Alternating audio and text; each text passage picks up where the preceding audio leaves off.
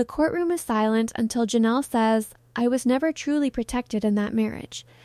Everyone looks at her, and for the first time, even Kody seems unsure. What really went on behind the doors of this family, and why is it now in court? You don't know the whole story if you think you do. Stay with me.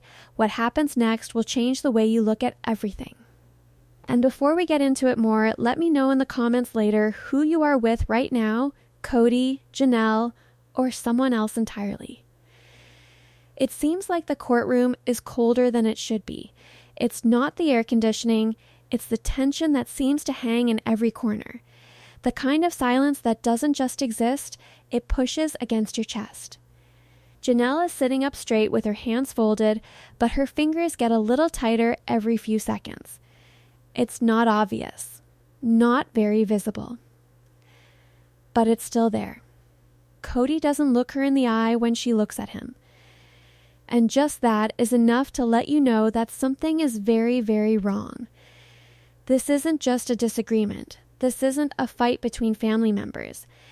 This has been going on for years, with layer after layer of silence, compromise, and things that weren't said. It's all here now. Under oath. The judge looks down at the papers and then back up again. Let's get started.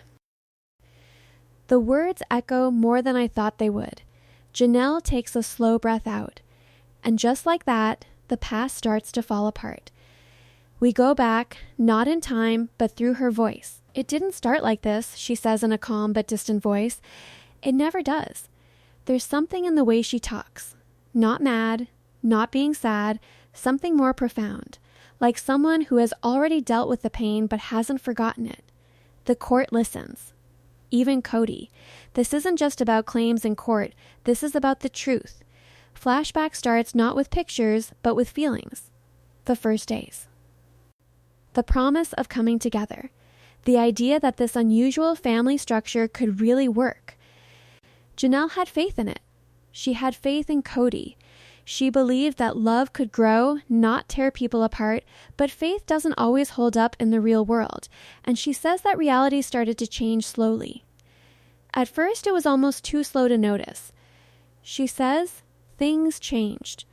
Words that are easy to understand, meaning that is heavy. Kody moves around in his seat. Robyn, who is sitting right behind him, is paying close attention. It's harder to tell what she's thinking. There is worry, but there is also something else, something kept safe. Christine isn't here yet, but her absence is very loud. And Meri sits quietly, watching everything and not saying a word. They all have their own version of the story. But Janelle is the one talking today. Janelle goes on, "It wasn't just one moment. It was a pattern." The judge leans a little bit forward. What kind of pattern? Janelle stops for a moment. Just for a moment. But that second seems to last for the whole room. A pattern of priorities changing, and not in a way that included all of us equally. That works. Difficult. Everyone knows what she's trying to say, even though she hasn't said it directly yet. Kody finally looks up. "This is being taken out of context," he says, his voice steady but tight. Janelle doesn't even look at him. "That's what you always said. The air changes right away. This isn't just testimony anymore. This is a fight. The lawyer gets involved." "Janelle, can you explain what you mean by not equally?" She shakes her head. Now it's time for the details. It started with time, she says. Where it went. Who they spent it with. And how that changed over time. Still no names. But everyone already knows. Robyn moves a little in her seat. That doesn't go unnoticed. There were reasons, Janelle goes on. Always explanations. Always reasons. Her voice is steady. Too steady. Emergencies. Wants. Things that needed attention. Finally, she turns her head a little. Not all the way to Robyn, but close enough. But those things always seem to happen in the same place. The hint is no longer subtle. Kody is now leaning forward. That's not fair. The judge raises one hand. "Mr. You will get your turn, Brown." Again, silence. But this quiet is sharper. More risky. Janelle looks back at the past, and when you ask the same question over and over and the answers never change, you stop asking. That line is still there. It's not only about her, it's about years of quietly accepting it, years of picking peace over war, until there is no more peace. The lawyer turns a page. Janelle, did your money decisions change during this time? That question hits me in a different way. Because now we're not just talking about feelings, we're talking about something real, something that can be measured, something that can be shown to be true. Janelle slowly nods. Yes. Kody closes his eyes for a moment, like he already knows what this is going to be. There were choices made about money, property, and resources. Her voice stays calm, but every word now has meaning. Choices that didn't always include everyone equally. The phrase comes back. Same. It's turning into a theme. The heart of everything. Robyn finally says something. That's not right. Her voice breaks up a little, and for the first time, feelings come through. We did what we had to do. Now Janelle is looking at her fully, and the way she looked, it's not anger, it's disappointment. Deep, quiet disappointment. Maybe you did, Janelle says in a soft voice. But not all of us had that choice. The courtroom seems smaller now, more tight. It feels like the walls are closing in. This isn't just about one choice. It's about a system that changed slowly until someone was left out. Meri looks down. Christine is still not here. And in some way, that lack of presence feels like it's part of the story too. The judge clears his throat. Let's stay on track. But the focus is what makes this so intense, since every detail connects. Every memory gets bigger. And then the moment comes, the one that makes everything different. The lawyer leans forward a little. Janelle, did you ever feel like you were in a weak legal or financial position in this deal? The room is completely still. It feels like the air stops moving too. Janelle doesn't respond right away. She takes a deep breath. This time it's real. Like she's about to say something she's been keeping to herself for years. Then she says it. I wasn't safe. Kody's head snaps up. Robyn's eyes get bigger. The judge even stops. Because of that sentence, it's not just about feelings. It is legal. The lawyer doesn't think twice. How are you not safe? Janelle's voice is quiet now. But it is clearer than ever. There were no safety nets. There was no legal system that made sure everyone was treated fairly. She swallows. And by the time I figured that out, it was already too late. Kody shakes his head. That's not. But he stops himself. Because this is the first time he doesn't have an answer right away. And that's when you start to understand something. This isn't just about what happened. It's about what wasn't done. What wasn't set up. What wasn't safe. The judge looks at the papers again. Then back to Janelle. Do you have proof to back up these claims? Janelle nods her head. Slowly. With confidence. Yes. And in that one moment, everything changes.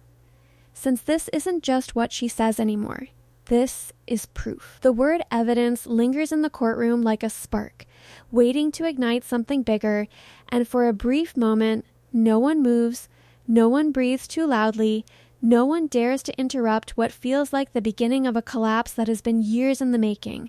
Janelle sits still, but theirs.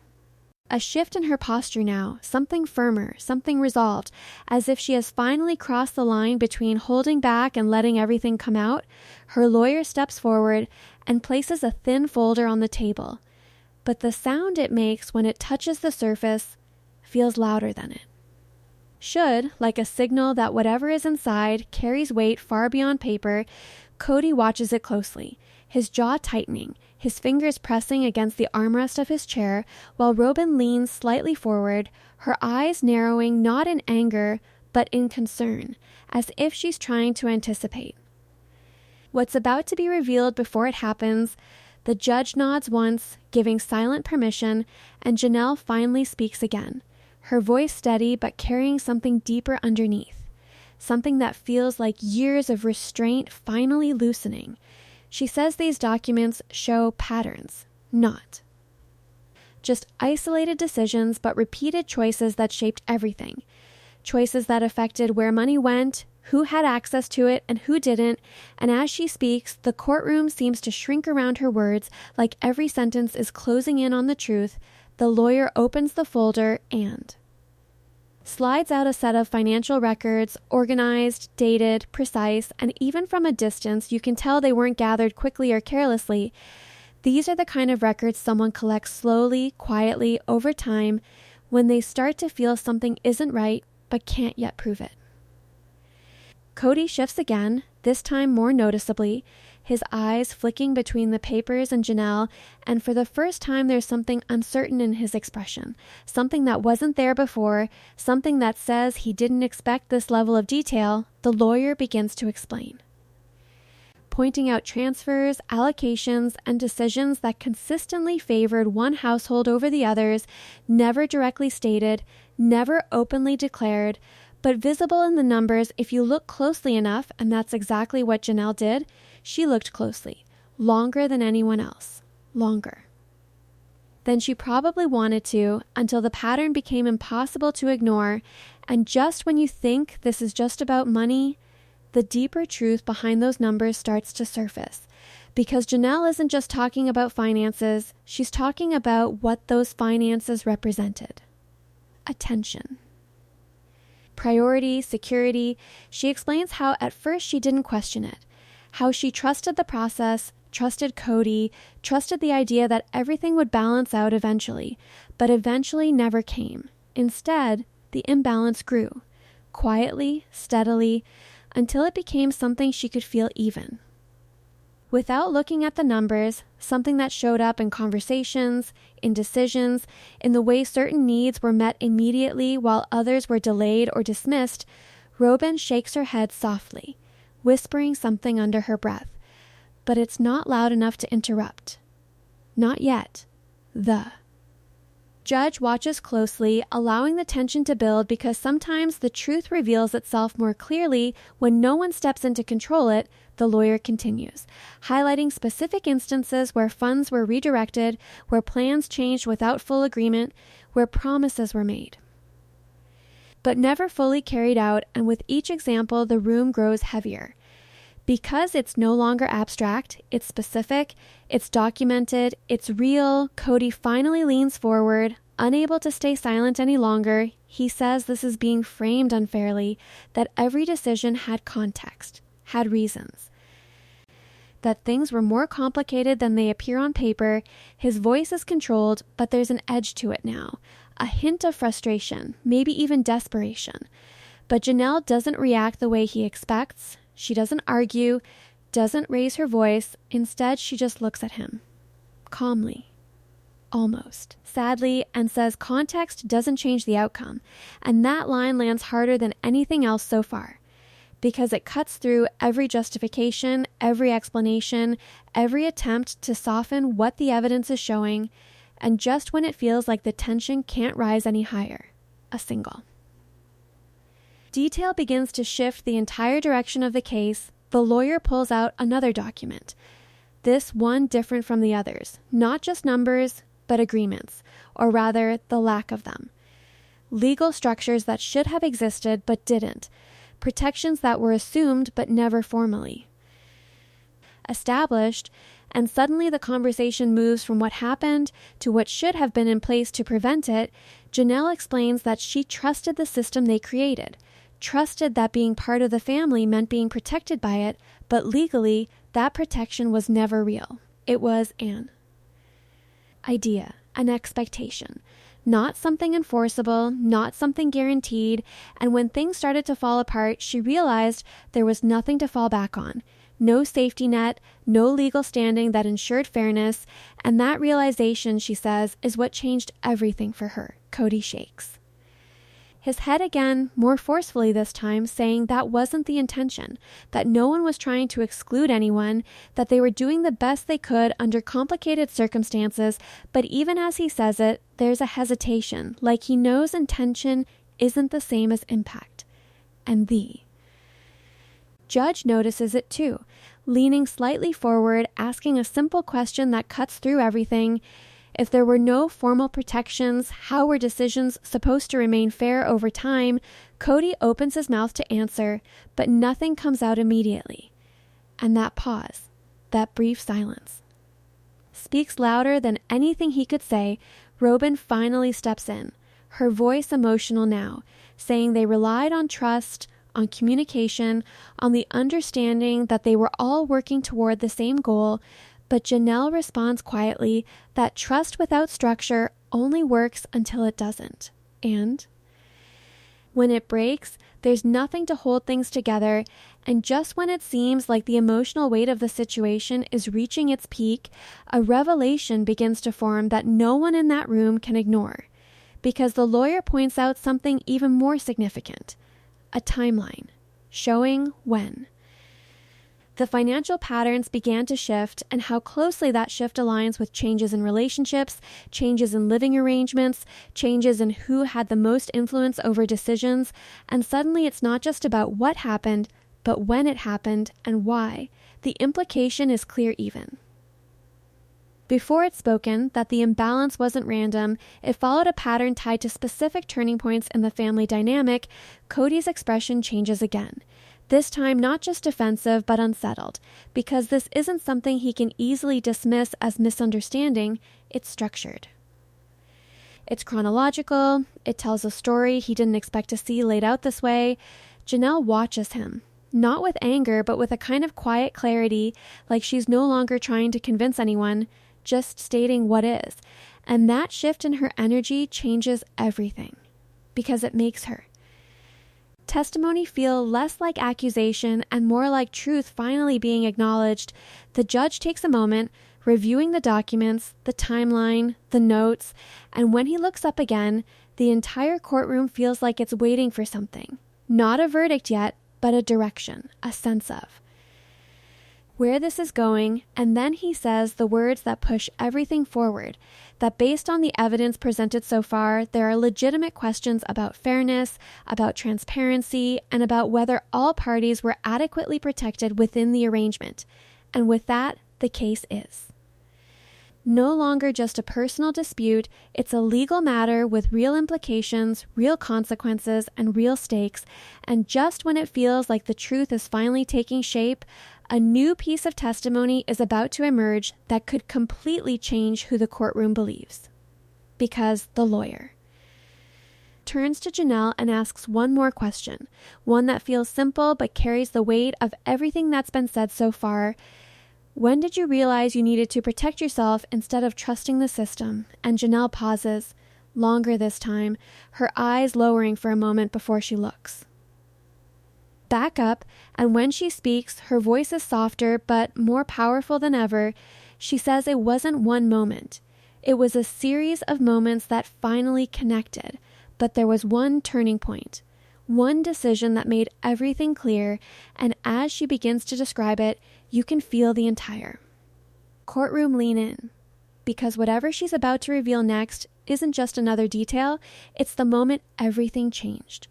Doc Janelle's words hang in the air as the courtroom leans into that single phrase, there was one turning point, and suddenly everything feels sharper, more focused, like the entire story has been building toward this exact moment. Her hands rest still on the table now, but her eyes carry a weight that wasn't there before, the kind of weight that only comes when you're about to say something you can't take back. Something that will shift not just how others see the situation, but how you've been forced to see it yourself. The lawyer nods gently, giving her space, and even the judge doesn't interrupt, because whatever comes next is clearly not just another detail. It's the center of it all. Janelle takes a slow breath and begins.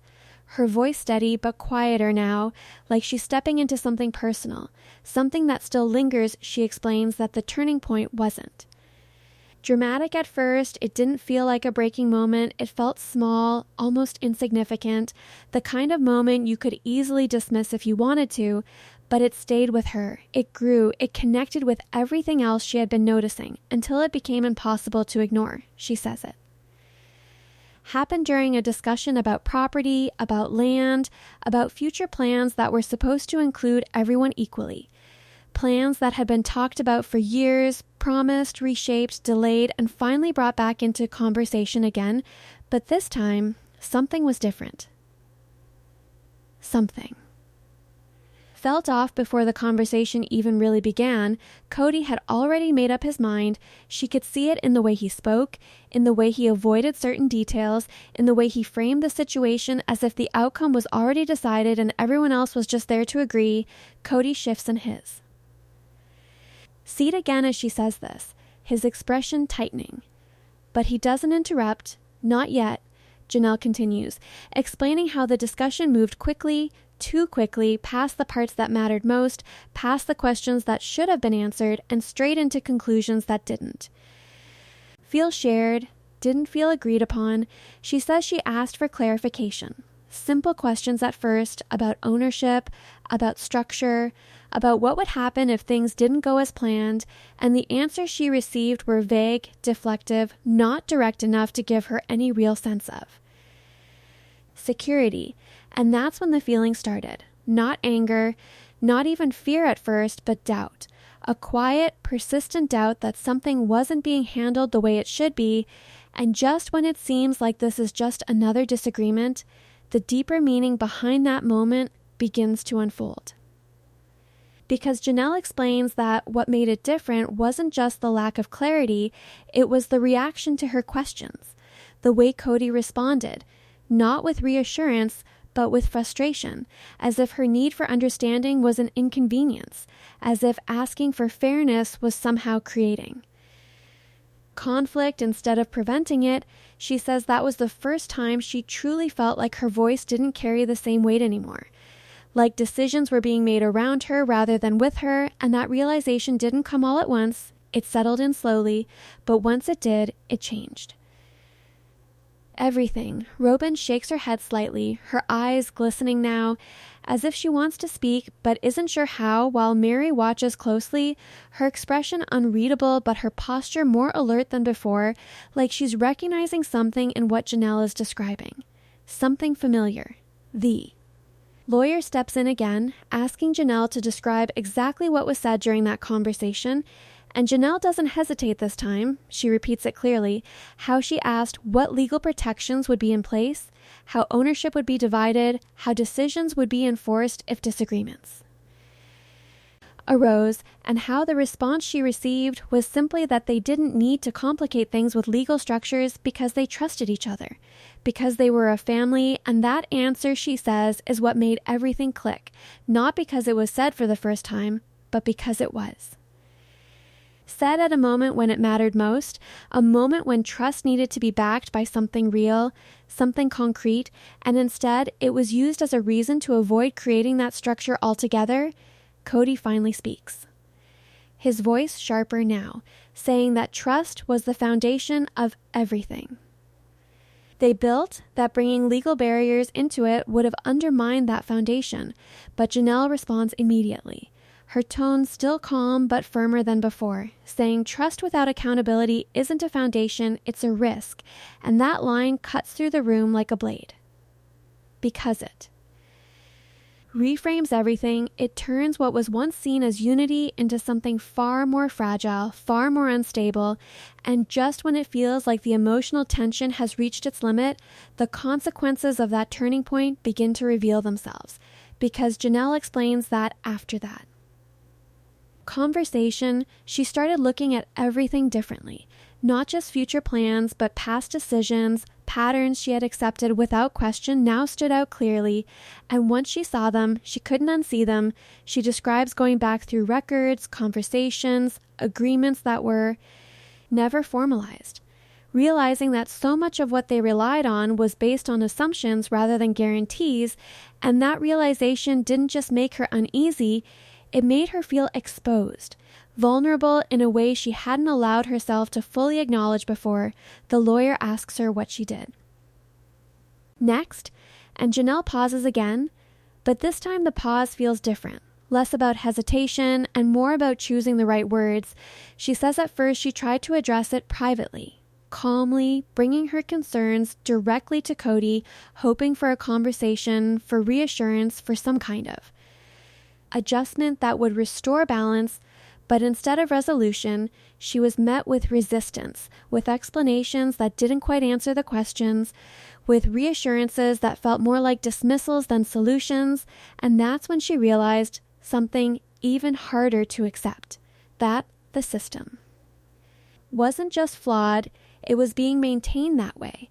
Not intentionally harmful perhaps, but not being corrected either. And that lack of correction became its own kind of decision, its own kind of statement, and just when it seems like Janelle's realization is complete, a deeper emotional truth begins to surface that changes how everything feels. Because she admits that the hardest part wasn't the financial risk, it wasn't the legal vulnerability, it was the emotional shift. The moment she realized she could no longer rely on the same sense of partnership she once believed in. That the balance she thought existed had quietly disappeared, and she hadn't noticed until it was already gone. Her voice softens as she says this, but it doesn't lose strength. If anything, it becomes more powerful, because it's no longer just about facts. It's about what those facts meant to her. What? They changed inside her. Kody looks down now, his earlier defensiveness fading into something less defined, something closer to reflection, maybe even regret, but he still doesn't fully respond. Because there's no simple answer to what's being revealed, the judge watches closely, clearly aware that this testimony is shaping the direction of the case in a significant way, and then the lawyer asks one final question for this moment, one that feels like it brings everything together, asking Janelle if that turning point is when she decided to protect herself legally. And Janelle nods. Slowly, but without hesitation, saying yes, that was the moment she understood that if she didn't create her own protection, no one else would do it for her, and that decision, she explains, wasn't made out of anger, it was made out of clarity, out of the need to ensure that what happened moving forward wouldn't leave her in the same position again. The courtroom sits in silence after that, not the heavy, tense silence from before, but something different. Something more reflective, like everyone is processing what's just been said, understanding that this case is no longer just about disagreements or misunderstandings. It's about a fundamental breakdown in trust and structure, and just when it feels like the weight of that realization is settling in, the lawyer reaches for another document, something separate from the financial records, something that hasn't been discussed yet. And as he places it on the table, his expression shifts slightly, like he knows this next piece will take everything even further. He looks at the judge, then back at Janelle, and says there is one more element to this turning point that hasn't been addressed yet, something that connects thee. Financial decisions to a personal agreement that was never disclosed to everyone involved, and as those words leave his mouth, every person in that courtroom reacts differently. Kody's head lifts instantly, Robyn's expression tightens, Meri leans forward slightly, and Janelle remains still. But there's a new tension in her posture now, because whatever is about to be revealed next isn't just about patterns or feelings, it's about something hidden. Something that could change not just how the case is understood, but how each person in that room sees each other from this moment on. The moment the lawyer says the words "a personal agreement that was never disclosed," the entire courtroom seems to shift into a different kind of silence. One that feels heavier, sharper, more dangerous, like everyone instinctively knows that whatever comes next won't just add to the story. It will redefine it. Kody straightens in his seat, his composure slipping just enough to reveal something underneath, something tense, something unprepared, while Robyn's expression tightens instantly, her hands clasping together as if bracing for impact, and Janelle, she doesn't move, but there's a stillness about her now that feels intentional, like she's already made peace with what's about to be exposed, the judge looks toward the lawyer, signaling him to proceed, and without hesitation, he lifts the document, holding it just long enough for the weight of the moment to settle before. Placing it down where everyone can see it, though not clearly enough to read from a distance, and then he speaks, his tone controlled but deliberate, explaining that during the time when major financial and property decisions were being discussed, there existed a separate understanding. Anne. Arrangement made privately that directly influenced those decisions, and the key issue, he emphasizes, is that this arrangement was not fully disclosed to all members involved, meaning that some decisions were made based on information that not everyone had access to, and that alone shifts the entire dynamic of the case, because now it's not just about imbalance, it's about transparency, or the lack of it.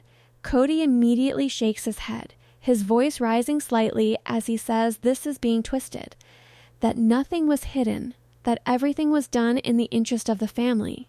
But the lawyer doesn't back down, instead calmly asking a simple question that cuts straight through the defense.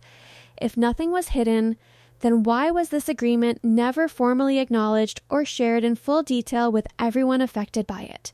And that question hangs there, unanswered, because Kody doesn't respond right away, and that hesitation says more than any explanation could, and just when it feels like the pressure can't build any further, the contents of that hidden agreement begin to come into focus, because the lawyer begins to outline its implications, not reading it word for word, but explaining enough to make its impact clear, that it involved prioritization of certain assets, certain decisions, and certain protections that were not equally extended across the family structure, and as he speaks, the courtroom feels like it's closing in again, because this isn't just about oversight anymore, it's about selective inclusion, about who was considered in those decisions and who wasn't. Robyn finally speaks, her voice emotional, almost pleading, saying that it wasn't meant to exclude anyone, that it was about stability, about making sure certain things were secure in uncertain times. But Janelle turns toward her, her expression steady, and asks a question so simple it cuts deeper than any accusation. Secure for who? And that question lands with a weight that no one can ignore, because it forces the issue into the open, forces everyone to confront what has been implied but not directly stated until now, that security was not shared equally, that protection was not distributed fairly, and that some people were operating with knowledge and advantages that others didn't have, and just when it seems like the truth has fully surfaced, the emotional fallout begins to hit in a way no one expected. Because Meri, who has been silent for so long, finally shifts forward, her voice quieter but firm as she asks if this agreement affected her as well, and the lawyer nods, explaining that based on the timeline and the structure of the arrangement, its effects extended beyond just one person, meaning that more than one member of the family may have been operating without full awareness of how decisions were actually being made, and that realization spreads across the room like a ripple, changing expressions, shifting perspectives, because now it's not just Janelle's experience being validated, it's the possibility that this pattern affected others too. Kody runs a hand through his hair. Frustration. Now mixing with something else, something closer to being cornered, he insists that there were reasons, that the situation was more complicated than it appears, that decisions had to be made quickly and sometimes privately to avoid conflict, but Janelle responds calmly that avoiding conflict doesn't justify creating imbalance, and once again, her words land with precision. Because they don't just challenge his actions, they challenge the reasoning behind them, the justification that has been used for years to explain away decisions that now, under scrutiny, don't hold up the same way. The judge leans forward, clearly recognizing the significance of what's being revealed, and asks directly whether this agreement had any legal standing, whether it was formalized in a way that would make it enforceable, or if it existed purely as an informal understanding between select individuals.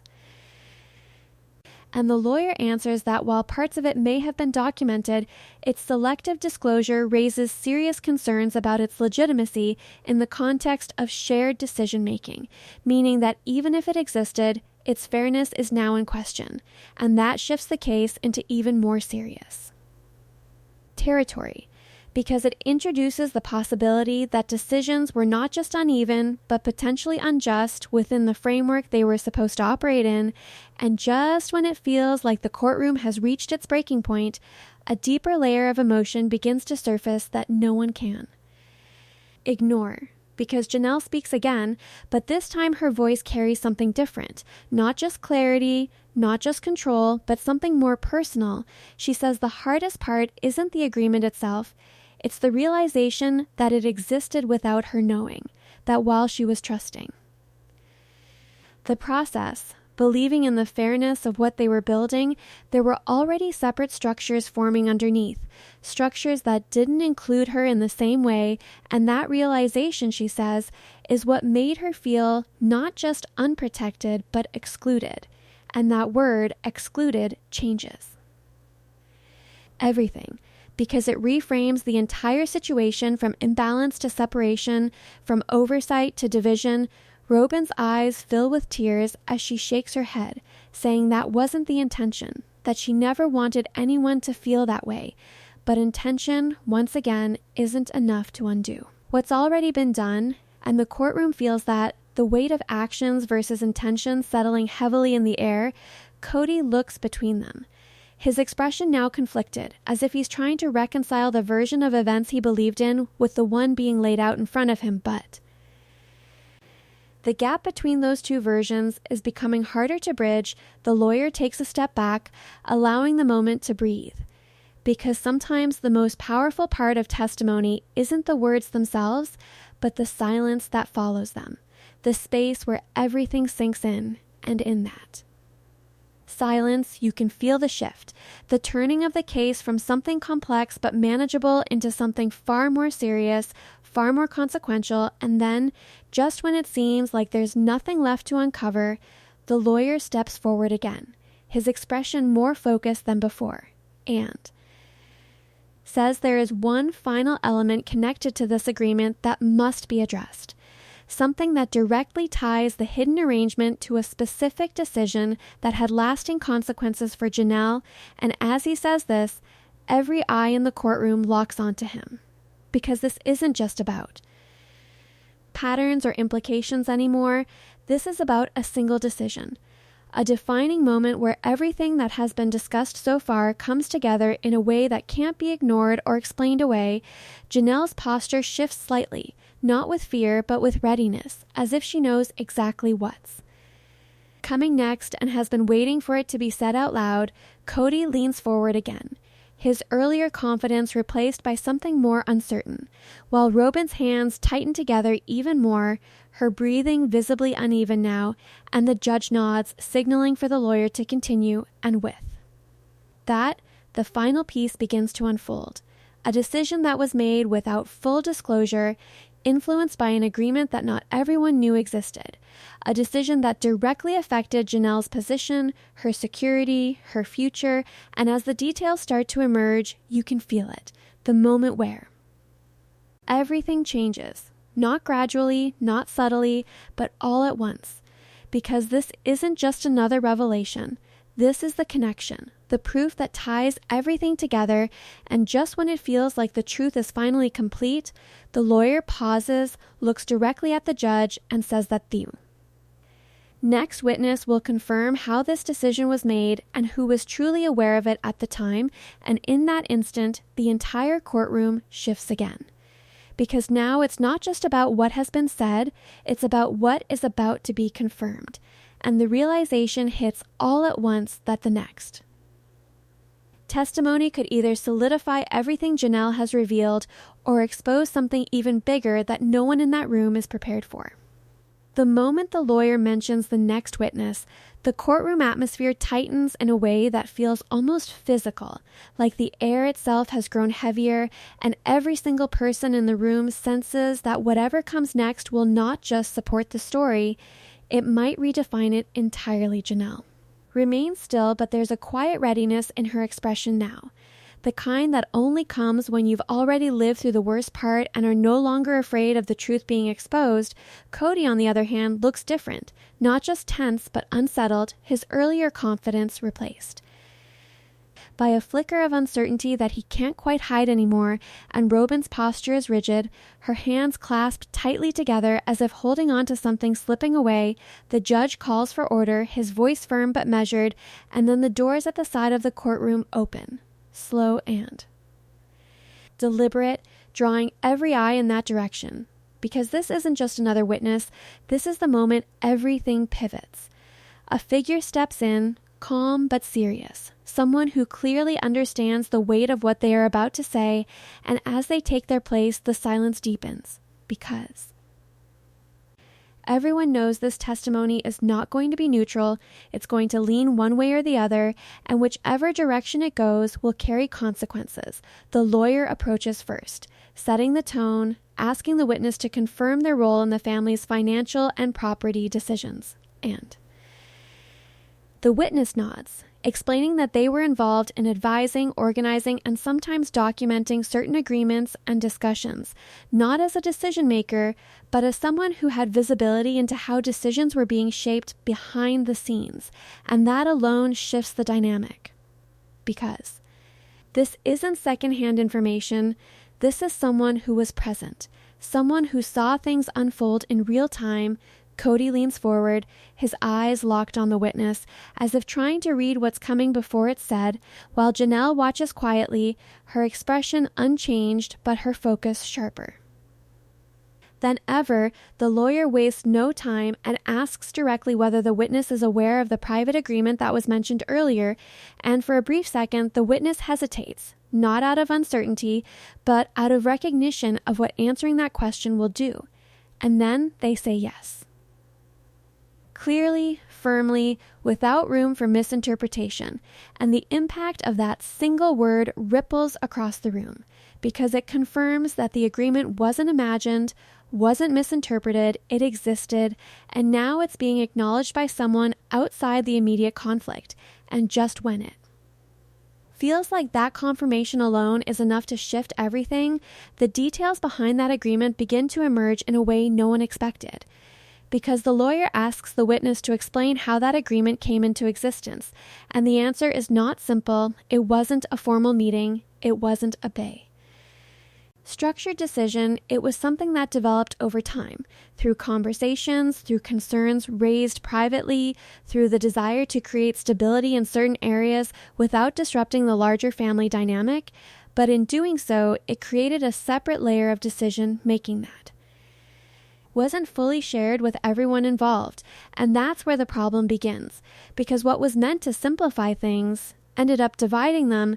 Kody shakes his head, his voice cutting in, saying that's not how it happened, that it wasn't about division, it was about necessity, about handling things efficiently. But the witness doesn't back down, instead calmly stating that while that may have been the intention, the outcome was that not everyone had the same information, not everyone had the same influence, and not everyone was equally protected. And hearing that from someone outside, the immediate argument lands differently. It carries a weight that's harder to dismiss, harder to argue against. Robyn's eyes fill again, her voice softer now as she insists that they were trying to keep things together, trying to avoid conflict, trying to protect what they had. But the witness responds gently, almost sympathetically, saying that sometimes avoiding conflict creates a different kind of damage, one that isn't visible right away, but builds over time until it can't be ignored, and that line seems to echo through the room, because it captures something deeper than just this case. It captures the pattern that has been unfolding all along, and just when it seems like the truth has fully aligned with Janelle's testimony, a specific moment is brought into focus that changes everything once again, because the lawyer shifts the questioning toward a particular decision. One tied directly to the hidden agreement, asking the witness to describe how that decision was made and who was present when it happened, and the witness takes a breath before answering, explaining that the discussion took place in a smaller setting, not including all members, and that the outcome was influenced by concerns and priorities that were not fully communicated to everyone afterward, and that's the moment the entire courtroom seems to freeze. Because this isn't just about imbalance anymore, it's about exclusion from the process itself. Janelle doesn't react outwardly, but there's a subtle shift in her expression, something that looks like confirmation rather than surprise, as if she's hearing out loud what she already knew deep down. While Kody's reaction is immediate, he leans forward, his voice sharper now as he challenges the statement, asking what exactly is being implied, and the witness answers without hesitation that the implication is simple: the decision was not made with full transparency, and its consequences affected people who were not given the opportunity to fully understand or influence it at the time, and that clarity cuts through everything, leaving no room for vague interpretations or softened explanations. And just when it feels like the courtroom has reached the peak of its tension, the emotional impact of that decision begins to unfold in a way that hits even harder than the facts themselves. Because the lawyer turns back to Janelle and asks her how that decision affected her personally, and for the first time since this testimony began, there's a visible pause that feels heavier than all the others, not because she doesn't know what to say, but because saying it out loud brings it into a space where it can't be minimized or dismissed. She explains that the decision left her in a position where she had less control, less security, and fewer options than she believed she had. That it changed how she saw her place in the family, not as an equal participant, but as someone whose role had quietly shifted. Without her consent, and as she speaks, her voice remains steady, but there's an emotional undercurrent now that wasn't there before. Something that makes the impact of her words even stronger. Kody looks at her, really looks this time, and for a moment, it seems like he's about to say something different, something less defensive, more reflective, but the moment passes, replaced again by tension, by the weight of everything that's being revealed. The judge listens carefully, clearly recognizing that this testimony is not just adding to the case, it's defining it, shaping its direction in a way that can't be undone. And then the lawyer asks the witness one final question, one that feels like it ties everything together, asking whether, in their professional observation, the structure of decision-making within this arrangement was fair and transparent to all parties involved. And the witness doesn't rush the answer, taking a moment before speaking, and when they do, their words are measured but clear. They say that while there may have been efforts to maintain unity, the lack of consistent transparency and equal participation created conditions where fairness could not be reliably ensured, and that statement lands with a finality that shifts the entire tone of the room, because it's no longer just a claim, it's an assessment, one that supports everything Janelle has been saying from the beginning, and just when it feels like there's nothing left to reveal, the lawyer nods, steps back, and the judge calls for a brief pause. But as the courtroom begins to settle, as people shift in their seats and the tension momentarily loosens, there's a sense that this isn't a break, it's the calm before something even bigger. Because as the witness steps down, the lawyer quietly organizes another set of documents, separate from everything shown so far, his expression focused, deliberate, and when the judge returns his attention to the case, ready to proceed, the lawyer looks up and says that the next phase will involve direct examination of actions taken. After Janelle realized the truth, actions that may reveal not just what happened within the system, but how individuals responded when that system began to break. And in that moment, the realization hits again, stronger than before, that the story isn't just about what was done. It's about what happened when it all started to fall apart, and just when it feels like the case has already reached its most intense point, it becomes clear that the most emotional and confrontational moments are still ahead, waiting to unfold in a way that could change everything.